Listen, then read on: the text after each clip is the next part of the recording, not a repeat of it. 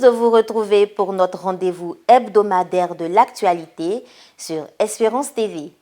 Les résultats de l'examen national du CEPE sont connus avec un taux de réussite de 71,28% contre 64,76% l'an dernier. Nombreux sont les candidats qui ont eu du succès. Comment les élèves et leurs parents ont vécu les instants de la proclamation des résultats? Voici quelques réactions avec Raphaël Dampé.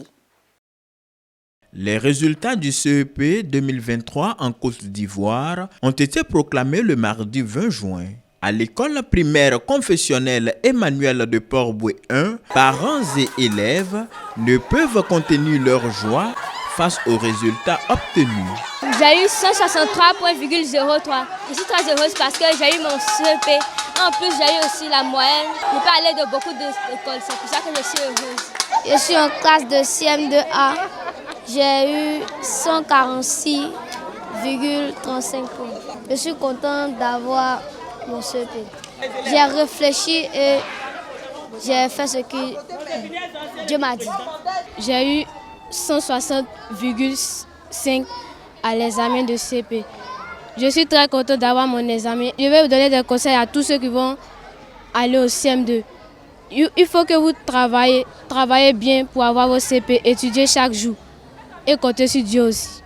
Tout d'abord, je voulais dire merci à Jésus parce que vraiment l'enfant, il a été admis. Donc je viens au nom de Jésus.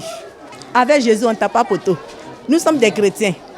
Donc je dis qu'avec Jésus, on ne tape pas poteau. Et puis dire merci aussi aux enseignants. La direction de cette école primaire confessionnelle se réjouit du travail abattu par les enseignants et les élèves après les 9 mois de sacrifice et d'études sans cesse. Nous avons inscrit 65 élèves au CM2. Nous avons le résultat de 100%. La plus forte note est de 163,01 et la plus faible note est de 109,1. Quel que soit l'effectif que nous présentons, nous faisons 100%. Je suis très heureux, je suis très fier de mes enseignants de CM2 aussi.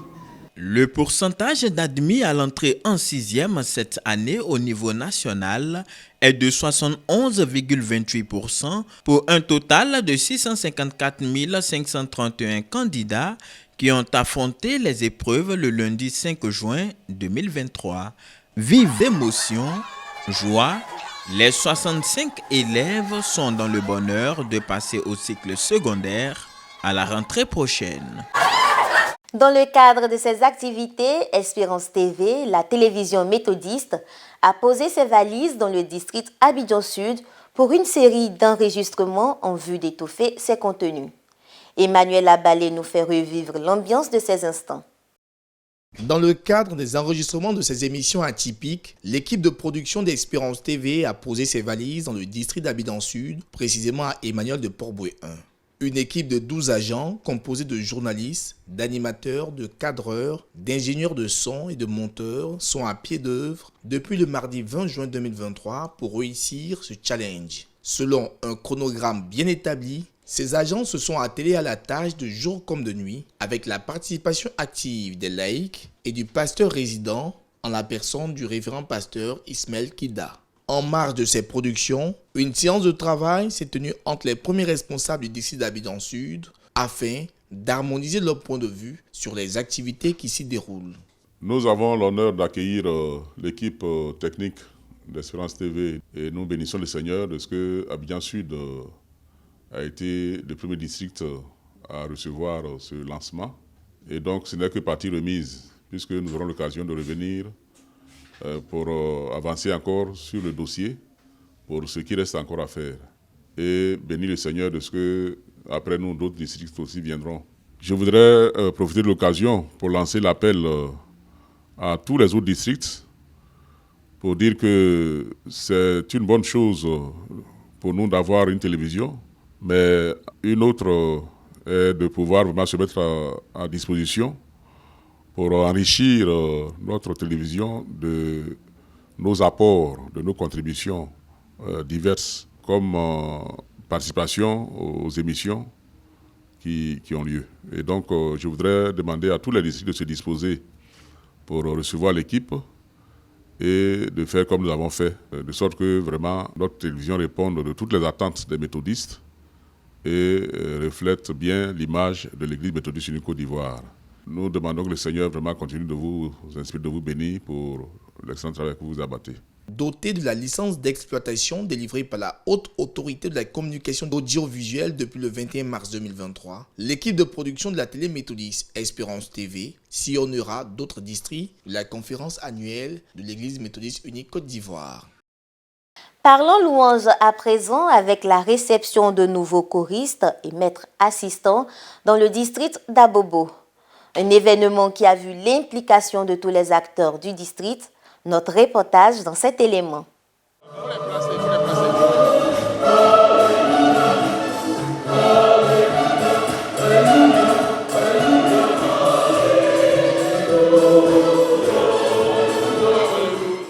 Ce sont au total 20 choristes issus du district d'Abobo qui se sont engagés au ministère de la Louange. La cérémonie de réception s'est tenue le samedi 17 juin 2023 au Temple Galilée du plateau d'Okuy.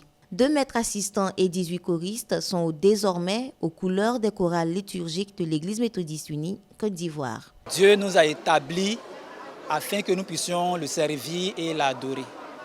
Et pendant des mois, nous sommes en tout cas forgés pour pouvoir répondre à l'appel que Dieu même a institué. Il y a plusieurs domaines dans le service de Dieu, mais nous appelons encore ceux qui ont la capacité de pouvoir chanter et qui sont encore dans l'assemblée de venir afin qu'ensemble nous puissions œuvrer pour la bonne marche du Seigneur ici-bas.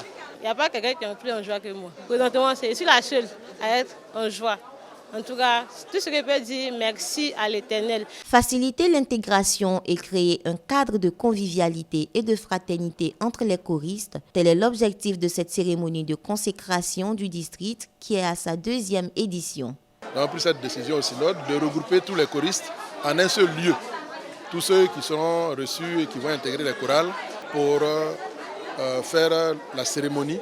Et après cela, les différents présidents de directoire vont organiser leur intégration en leur sein au niveau de leur église locale. C'est les maîtres de chœur qui sont dans les églises locales qui préparent leurs choristes à cette réception.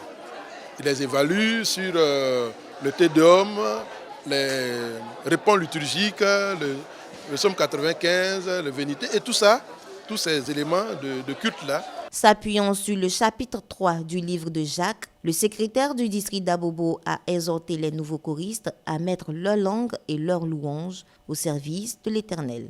Ce que tu dis, ce qui sort de ta bouche, tes caractères t'identifient.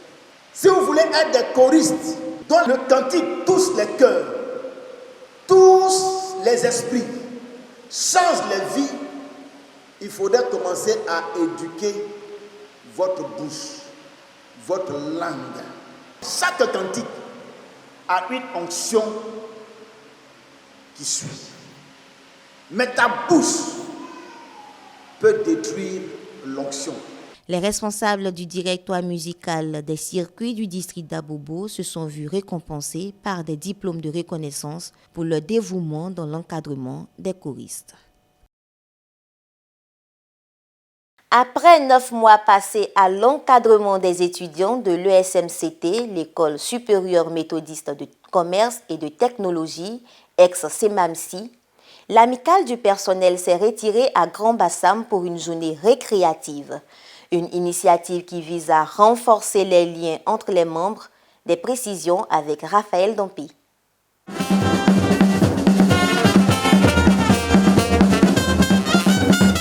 Distiller la joie, rechercher le bien-être et renforcer les liens entre les membres du personnel, tels sont les objectifs visés par l'amicale du personnel de l'ESMCT, l'École supérieure méthodiste de commerce et de technologie, ex-CEMAMSI. Une journée récréative a été organisée à Grand-Bassam le vendredi 16 juin 2023 pour un moment de détente et de convivialité avec le personnel de l'ESMCT.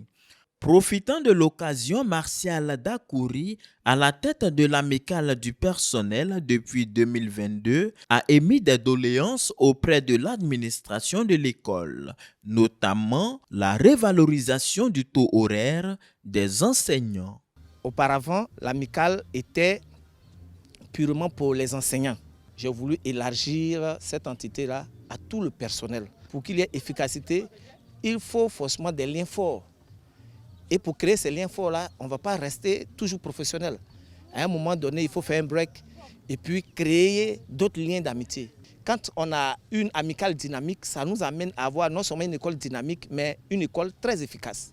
Partage fraternel autour de la gastronomie africaine, danse de réjouissance, jeux et distribution de roses aux conjoints étaient au menu de cette rencontre. 4 doyens, membres de l'amicale, ont été honorés pour leur contribution significative à l'œuvre de l'éducation en Côte d'Ivoire. La direction de l'École supérieure méthodiste de commerce et de technologie et celle de l'Université méthodiste de Côte d'Ivoire ont salué cette initiative des enseignants qui vient confirmer la bonne collaboration entre l'amicale et la direction de l'école. Ce jour est un temps de pause que nous marquons pour célébrer leur mérite, pour partager ensemble, pour jouer, pour s'amuser.